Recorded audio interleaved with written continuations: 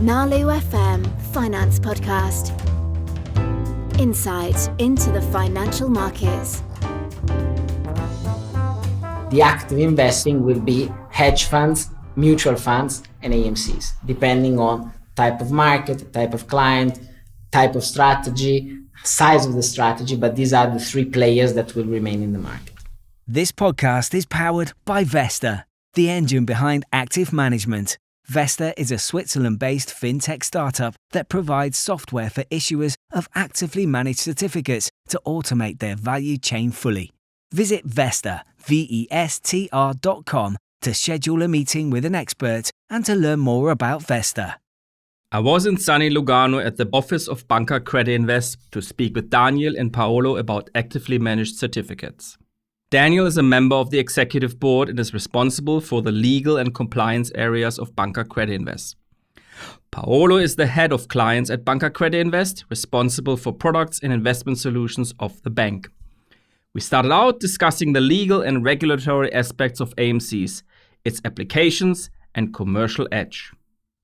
You could say, at least from our perspective, it's the future of portfolio management. And I would also say it's the future of the distributability of a strategy. I mean, in the end, an AMC is a structured product, as we know it. So it's a security. And the beauty of it is that you can book it with any bank. And it allows basically to dynamically transpose whatever your idea is on the one hand side. On the other hand side is to manage a multitude of clients. So that's why the future of portfolio management with different banks. So it's really, at least how we see it, it's a great tool, and that's what we offer service in order to facilitate life of external asset managers mainly, but not only. The idea is nothing but making more accessible what the financial idea of a fund has always been. So to gather assets in one place in order to facilitate the execution of the brain power of the portfolio manager. And so any tool that would allow that becomes extremely palatable for the financial industry. And if it becomes convenient from a cost perspective and easily accessible by clients, traditionally has been more on a private placement basis because it was more restricted to the client of the asset managers or for groups of people or jurisdictions. But now with the listing and with the off-balance sheet solutions that are becoming more and more popular, it could actually be the future because it becomes accessible to a much broader audience if you're good. The banks and the issuer would talk to you when you are smaller. The costs will not impact on your strategy as much at the beginning. And so it becomes really the best way either to test a strategy to then make it more scalable, or if it's not a test, but is really your life, to put it in a place that is convenient, safe and quick so that your client can benefit from your capabilities. So absolutely. It's the commercial part that Paolo mentions is definitely the big edge they have, but coming from a regulatory perspective, I think it can be said that an AMC has a much leaner framework all around. So if you think, the early days when you had really unregulated funds which you needed to use to transpose any particular strategy, and you had to invest in an offshore fund, and you didn't really know where you were investing, who is actually or all the participants that you had. I mean, today you know who the issuer is, you have this possibility to collateralize, you have much more trust into the instruments, and basically today the whole environment, as I said, it's much more flexible in terms of what you can do, in terms of restrictions, in terms of also setting it up from a regulatory perspective, prospectuses, licenses. It's if I can say, it's a very sexy instrument compared to the past.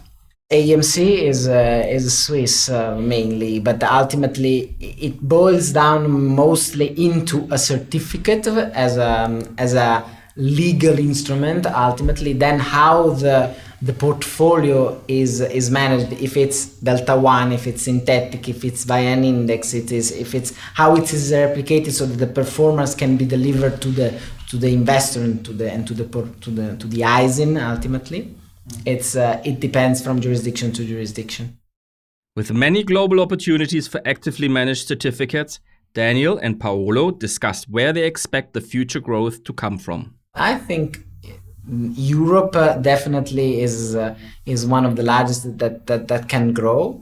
Also Latin America. The US is the one is probably that's because for the distributability of the product and then the laws, it's the one that probably still most relies on bigger money and so more on the funds. So I think is the one that is starting.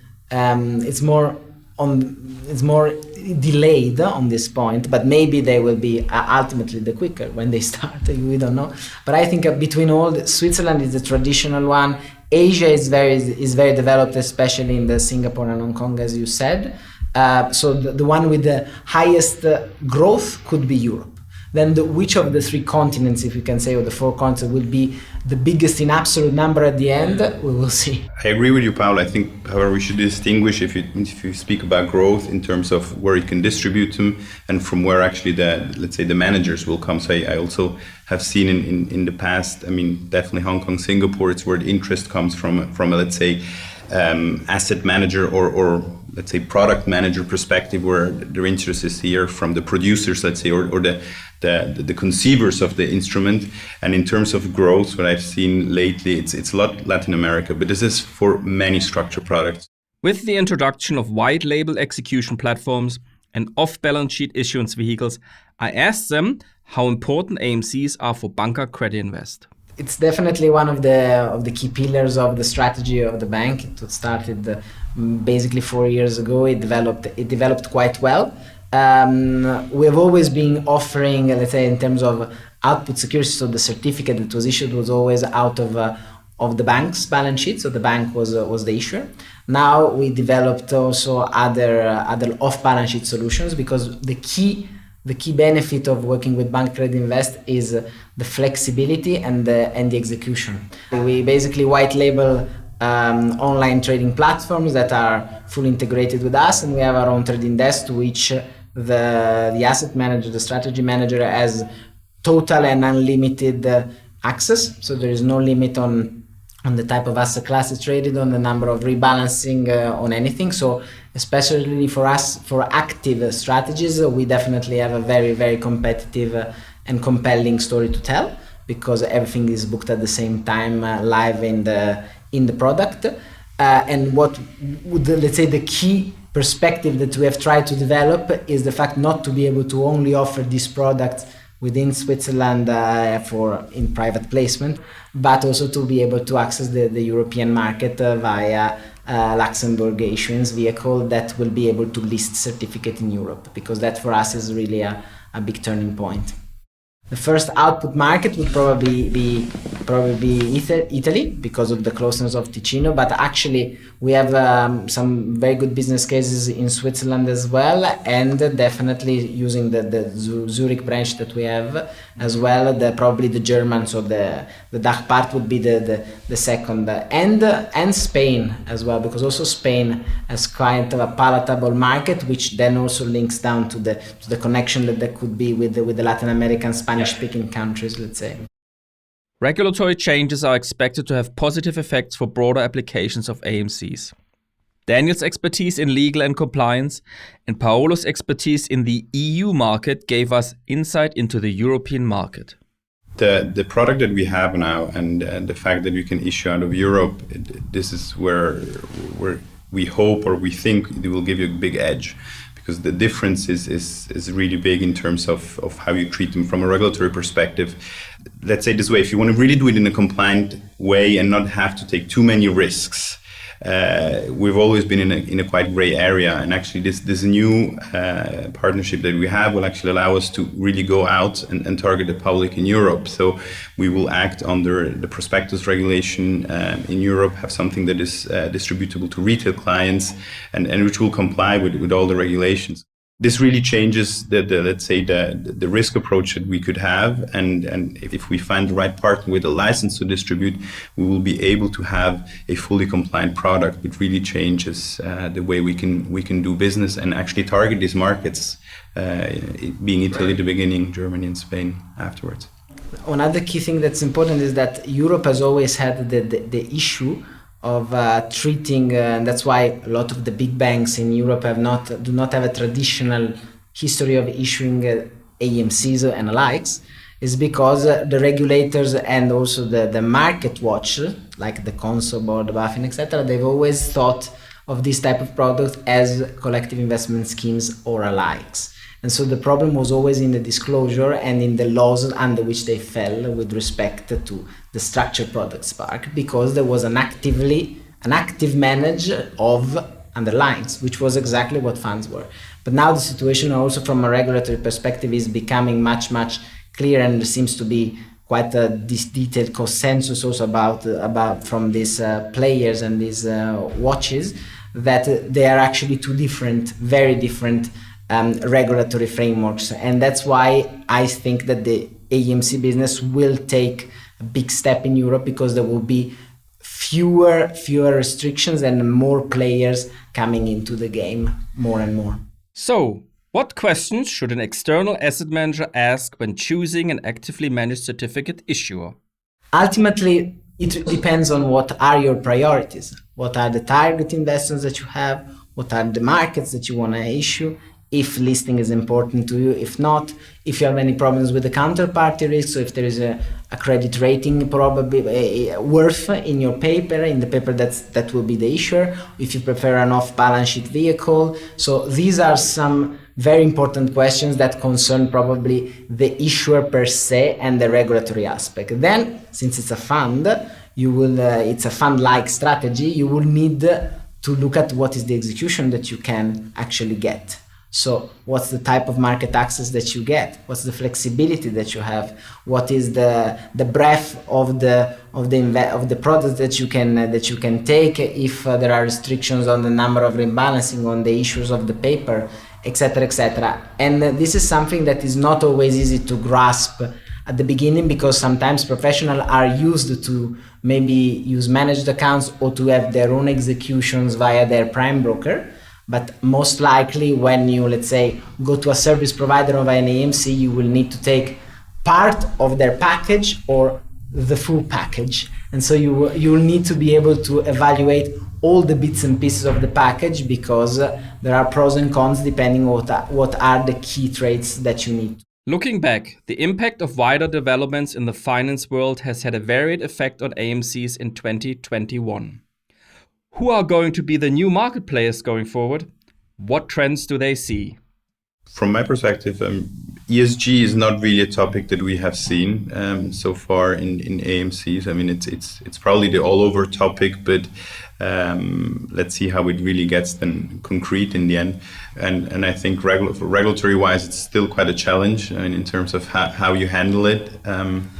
So it's this is where I see it. I mean, not really ESG, it's crypto and new trends. And more probably the other point is that more and more market players are trying to enter into the business from a different perspective. If they are only service provider for issuers, if they are broker dealers who have their vehicles, so it's something that is definitely has this potential. So there are many people who are trying to put their head in, which is positive on one side, but negative on the other, because it also creates a lot of noise. And for the questions that you were asking before, that what an asset manager or a client would need to ask themselves in order to understand where is the true value, this is often not fantastic, because it's even harder for people who approach the market to actually understand and not be tricked either by the name of the institution or by the LinkedIn profile, to be very brutal. And finally, time for the top finance movies and why.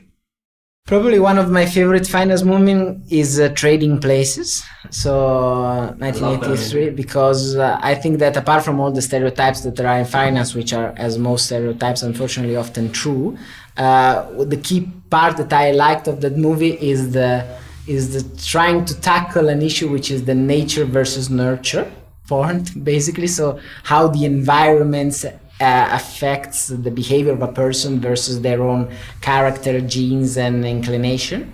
And I think that is something that is very well played in the movie, and it's something that often people forget in every sector that they work in. Yeah. And I think that for finance, in fact, it's an older movie. It's older than me, but I think it actually has a message that should be even more valid in today's world. I'm a bit less of a TV guy. I don't have a TV anymore since 4 years. So I'm not really watching movies, but I just thought, we're speaking about a new dynamic product which is flexible. So I thought it's not a movie, but I would tell you Netflix in general. So this is probably, AMCs are the Netflix of finance. So you can watch them whenever you want and what you want. And this is the flexibility that we offer. Because I would have to tell you that the very classic movies that everyone knows, which is probably a too boring answer. So. Okay. Thank you. Thank you very much, both of you. Thank you. Thank you.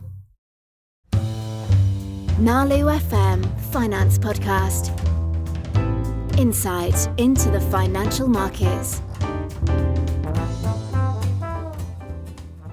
This podcast is powered by Vesta, the engine behind active management. Vesta is a Switzerland-based fintech startup that provides software for issuers of actively managed certificates to automate their value chain fully.